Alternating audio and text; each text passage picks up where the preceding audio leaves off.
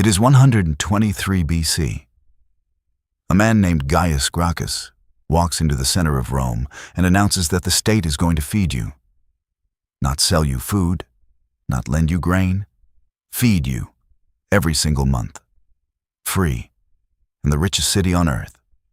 A city that had conquered Egypt, Carthage, Greece, and Spain, immediately tries to kill him for it. They will succeed eventually, but not before he changes everything. This is the story of the Annona, the Roman food system so powerful that it fed 1 million people for 600 years. A system so politically dangerous that the men who invented it were murdered in the street.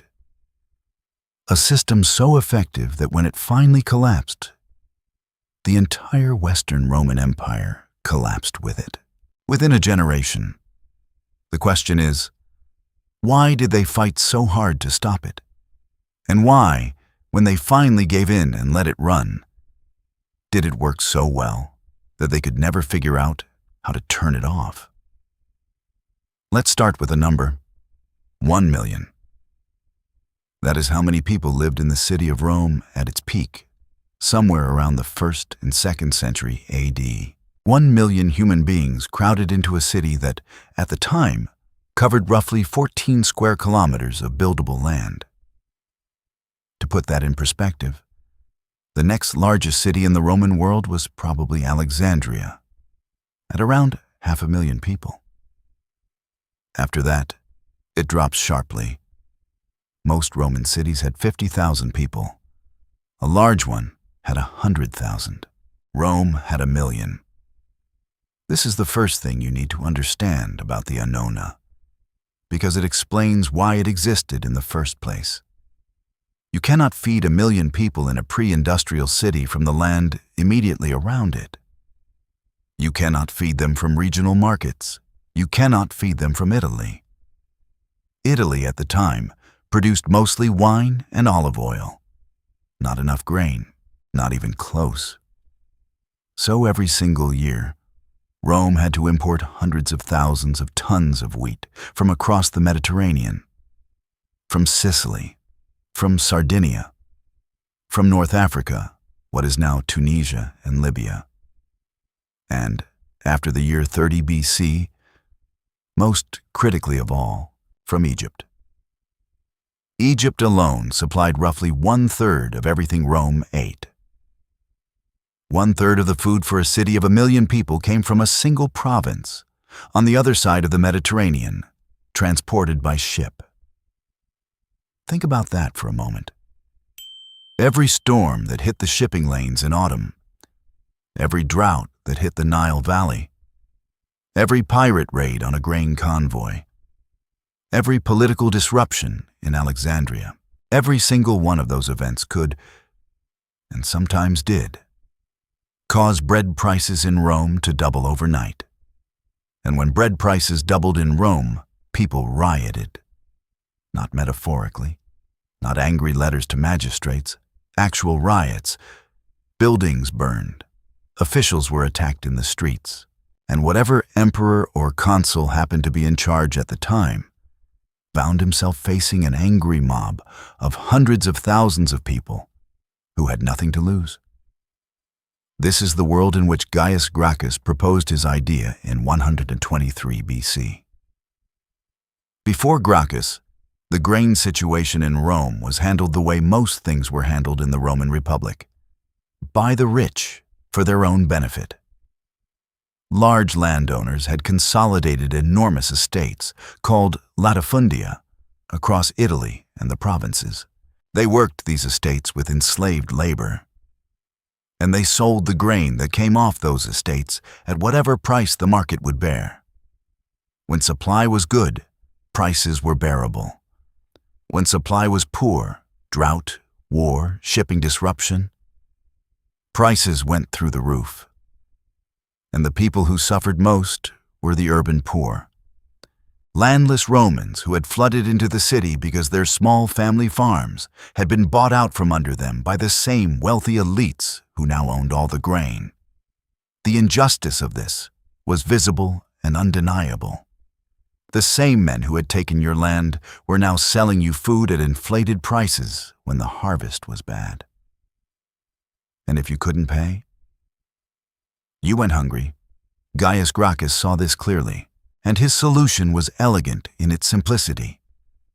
The state would buy grain in bulk from the provinces, store it in massive public warehouses, and sell it to registered Roman citizens at a fixed, below-market price. Not free yet, subsidized. Cheap enough that ordinary people could always afford to eat, regardless of what the private market was doing. The Roman Senate immediately recognized what this meant. It meant that the power to feed Rome, and therefore the power to control Rome, was shifting from the private grain merchants and large landowners to the state. And whoever controlled the state controlled the grain. If the Senate controlled it, they controlled everything. But if a popular tribune like Gracchus controlled it, the Senate was finished. Here is where you might want to subscribe to this channel if you haven't already. Because what happened next is not what you think. The Senate didn't simply vote down Gracchus's grain law. They tried something more subtle and more revealing. They found another tribune, a man named Marcus Livius Drusus, and had him propose an even more generous grain program, one that promised 12 new colonies of 3,000 families each, with free land, no rent, and more grain than Gracchus was offering. The idea was to outpopulist the populist, to give people something that sounded better, knowing it would never actually be delivered. It was, to put it plainly, a political lie. And it worked. Drusus's proposals passed. Gracchus lost political support. He failed to win re-election to his tribunate. And then, in 121 BC, the Senate declared a state of emergency, armed their supporters, and sent them to the Aventine Hill where Gracchus and his followers had gathered. The result was a massacre. Gaius Gracchus died that day, either killed by the mob or by his own hand to avoid capture. 3,000 of his supporters were subsequently arrested and executed. And the grain law? It survived. Despite everything, the Lex Frumentaria, Gracchus's grain law, was not repealed. It turned out that even the Senate was afraid of what would happen if it was. So the system stayed. And over the next 100 years, it grew. By the time Augustus became the first Roman emperor in 27 BC, the grain system had transformed into something far larger and more organized than anything Gracchus had imagined. Augustus formalized it. He established a permanent official called the Praefectus Annani, the prefect of the grain supply, a position ranked just below the most powerful posts in the entire empire. The prefect was personally chosen by the emperor. He had staff in Rome, in Ostia, Rome's port, in Alexandria, in Carthage. He had warehouses, shipping contracts, price controls, and a network of agents spread across the Mediterranean. The system registered every eligible recipient. You received a tessera, a small token, usually clay or lead, that authorized you to collect your monthly grain allocation from a specific distribution point in the city. Around 200,000 people received free or subsidized grain in the city of Rome alone. That number would eventually rise above 300,000. The distribution points were called the Porticus Minutia Frumentaria, a vast colonnaded complex in the Campus Martius. Thousands of people lined up there every month. And the grain they received was not symbolic, not a handful. A standard monthly allocation was around 5 modi, roughly 35 kilograms of grain, enough to keep a person fed for a month, with some left over to trade or sell. Augustus did something else too. He made it personal. Whenever the grain supply was secure, it was reported as his personal achievement. Whenever there was a shortage, he responded visibly and publicly, importing emergency supplies at his own expense, cutting his own household consumption, making theatrical gestures of solidarity with the people. He understood something that the old Senate had refused to accept. Whoever fed Rome owned Rome. Let's talk about what this actually looked like on the ground. Picture Rome on the first day of any given month in the year 150 AD. The sun is barely up, and already thousands of people are moving through the streets toward the Porticus Minutia Frumentaria, the great colonnaded complex in the Campus Martius, where the grain distribution happens. They come from the apartment blocks called insulae, 6-story buildings that housed most of Rome's population in conditions that make a modern urban slum look comfortable.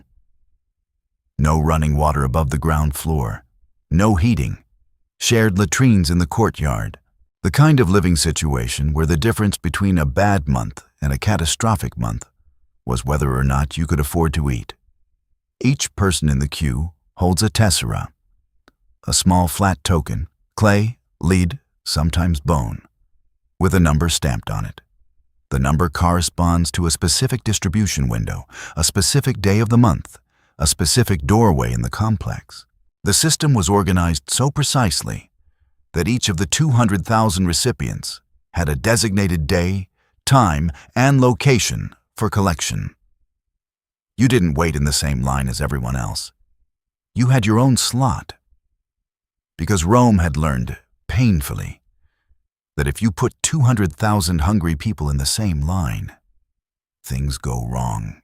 The tessera system was an administrative solution to a social problem, a way of distributing food to an enormous population without creating the exact conditions of panic and mob violence that the grain dole was designed to prevent. When you reached your window, clerks checked your token against their lists, updated regularly, audited for fraud, maintained by a permanent staff of imperial bureaucrats. You received your allocation. It was weighed in front of you. If it was short, you could complain to a supervisor. This happened every month, for centuries. The scale of bureaucracy required to maintain this operation is, in itself, remarkable. Rome did not have computers or databases. Every record was on papyrus or wax tablet, maintained in offices that had to be coordinated across the city, the port at Aistia, the warehouses along the Tiber, and the provincial offices in Egypt and North Africa. Errors happened. Corruption existed, but the system functioned well enough that no emperor seriously considered abandoning it, because every emperor understood the alternative. And here is the detail that makes the whole thing extraordinary. It required the entire Mediterranean to function. The wheat came from Egypt, shipped in massive grain freighters across the open sea, through the harbor at Alexandria, into the port of Ostia, into the warehouses called Horea that lined the Tiber River. The largest of these warehouses could hold tens of thousands of tons of grain. They were engineering masterpieces. Raised floors to prevent moisture, ventilation systems to prevent rot, fireproofing, round-the-clock security. The grain was also collected as tax in kind from the provinces, meaning farmers in Egypt and North Africa did not pay their taxes in coins. They paid in wheat, which was then shipped directly to Rome and stored in the imperial warehouses. This is the part of the story most people have never heard about. The Roman grain system was not simply a welfare program. It was a logistics operation of a scale that would not be matched anywhere in the world for over 1,000 years. It moved hundreds of thousands of tons of food by ship every year across hundreds of kilometers of open ocean, through ports, into warehouses, and out to millions of people. If you think this sounds impressive, Think about when it was done. Without computers, without electricity, without internal combustion engines, with wooden ships, clay tablets, reed pen, and papyrus, and the labor of hundreds of thousands of workers, sailors, clerks, and officials. Tell us in the comments, what part of the Roman food system surprises you most? Was it the scale, the organization, or the politics behind it? We read everything. By the 3rd century AD, the emperors had gone further. The grain dole was converted to bread. Septimius Severus, emperor from 193 to 211 AD, decided that distributing raw grain was inefficient. He converted the distribution to finished loaves, baked in state-regulated bakeries. Rome at this point had 254 registered bakeries, all of them operating under government license with regulated prices and quality standards. No loaf could be too small, no price could be too high. His successor Aurelian added olive oil, and later wine, and eventually pork. The Roman state was now distributing bread, olive oil, wine, and pork, the basic components of the Roman diet, to hundreds of thousands of people every month in the largest city on earth. The Emperor Aurelian even increased the weight of the bread loaves without increasing the price, a move that benefited not just the registered recipients, but everyone in the city, since it pushed down the price of bread across the entire private market. The system had become something that the senators who murdered Gaius Gracchus would have found unrecognizable and deeply terrifying. The state wasn't just supplementing the food supply, it was the food supply. If you go to Rome today, you can walk to a low hill near the Tiber called Monte Testaccio. It is about 35 meters high and covers roughly 20,000 square meters of ground. And it is not a natural hill. It is made entirely of broken amphora sherds, the shattered remains of clay storage jars. One type of amphora, specifically, the ones used to ship olive oil from North Africa and Spain to Rome. When the ships arrived at Ostia and the oil was unloaded into the state warehouses, the clay amphorae could not be reused. Olive oil residue soaked into the clay and turned rancid. Reusing them would contaminate the next batch, so they were broken and discarded. And the Romans, being the Romans, discarded them systematically, not scattered across the city, not thrown in the Tiber. Stacked deliberately in a specific location, each layer carefully arranged, covered with lime to neutralize the smell, and then the next layer on top. For 300 years. Monte Testaccio is the physical record of the Roman food supply. Each sherd is stamped with the producer's mark, the contents, the weight, the origin, and the date. Archaeologists have been able to reconstruct, from this single hill, the entire supply chain of Roman olive oil distribution over 3 centuries. It is the most literal possible version of a paper trail, except made of broken pottery. And it tells us something that all the written sources confirm. The Roman food system was not improvised. It was not charitable impulse. It was an engineered, monitored, documented state operation run with a precision that most modern observers find surprising in a pre-industrial civilization. The hill still exists. You can walk up it. People have picnics on it. They are sitting on Rome's receipts. And then came the fatal flaw. The entire system depended on North Africa, and more specifically, on one province above all others. The grain fields of what is now Tunisia and eastern Algeria, which together with Egypt supplied the majority of what Rome ate. The state knew this was a vulnerability. They knew it the way someone knows a high-wire act is dangerous, abstractly in theory, while watching it work perfectly for year after year and slowly forgetting that it was ever supposed to be frightening. In 439 AD, the Vandal king Gaiseric conquered Carthage, and then, methodically, he took control of the grain-producing territories of North Africa. He could hold Rome hostage, and he did. Within a few decades, the grain supply that had fed Rome for 6 centuries was irregular at best, absent at worst. The population of the city, which had been close to 1 million, collapsed. By the end of the 5th century, it may have numbered only a few 100,000, perhaps less. By the medieval period, it had fallen below 50,000. The city that had been the largest human settlement on Earth for hundreds of years became a ghost of itself. Medieval Romans grazed cattle in the old forums. They built houses in the ruins of ancient baths. They quarried the marble of temples for building material. The fall of Rome was not one event. It was a slow collapse.